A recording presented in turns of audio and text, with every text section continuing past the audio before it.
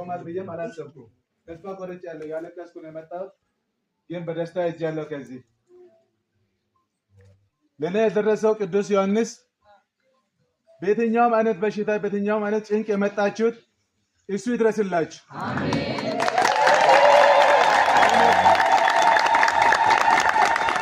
ቅዱስ ዮሐንስ እሱ ይድረስላችሁ። አሜን። በእውነት ነው የምላችሁ፣ ይህንን ጸበል መጥቶ ያየ ሰው ነው የሚያውቀው። እኔን የሚያውቁኛሉ ከአካባቢ አሁን ከነገር አይነም እመጣለሁ የሚል እቅድም ሀሳብም የለኝም። በዛሬው ቀን አንድ እህቴ ተቸግራ ተጨንቃ በራሷ ትራንስፖርት አንትታኛለች። አንተ ሄደ የዳንክበት ቦታ ውሰደኝ፣ ለአንተ የደረሰው ለነቤት ጭንቅ ለነቤት ችግር አይደርስም፣ ዮሐንስ ውሰደኝ። ያሰበ በጣም ተጨንቃለች፣ ተቸግራለች። እህቴ በትዳሯ ውስጥ ችግር ገጥሟታል።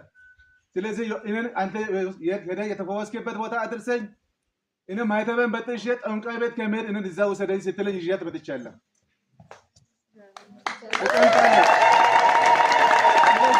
እንዳለት ቦታ ከምትሄጂ ነይ እኔ ልውሰድሽ፣ ትራንስፖርቱን እኔ እችላለሁ። እኔ አባ ጋር ቅዱስ ዮሐንስ ጋር ባዶ እጄን አልሄድም። እኔ ገለታዬ ምስጋና ይሄ አይደለም፣ ጠዋፍ ነው ይዤ የመጣሁት አይደለም። እኔ ውስጥ አሁንም ሌላ ሀሳብ አለኝ፣ ሌላ ነው ያለ እቅድ ነው። እቅዱ የማን ነው? የእግዚአብሔር ነው። የኔ እቅድ ይሄ አይደለም። እሱ ነው ያመጣኝ ዛሬ እዚህ ቦታ። ትላንት ወተናል መኪና የለም ተብለን ዛሬ መጥቻለሁና እኔ በአራት እግር የመጣሁትን ዮሐንስ በሁለት እግር አቁሞኛል።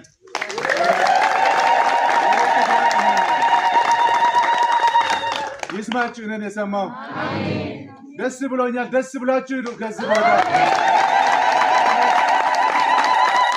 እና አንዲትም እናት ፕሮቴስታንት እናት ናቸው። ዊንቸር ላይ ቁጭ ብሏል። ጎረቤቴ ናቸው። በእኔ መዳን ደስ ብሏቸው ልጄ እኔን ውሰደኝ ብለው አሁን ከትላንት ወዲያም አውርተውኛል። እቴ ወይ እኔ ወስዳቸዋለሁ። ፕሮቴስታንት ናቸው።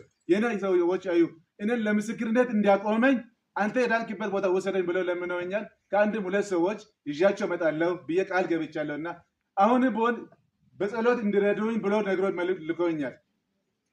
እኔን ያየው እነሱንም እዛ እንዲያይ እጃችሁ ዘርግታችሁ ለየትኛውም እምነት ተከታይ ፕሮቴስታንት፣ ኦርቶዶክስ፣ ሙስሊም አይልም የኛ ሃይማኖት።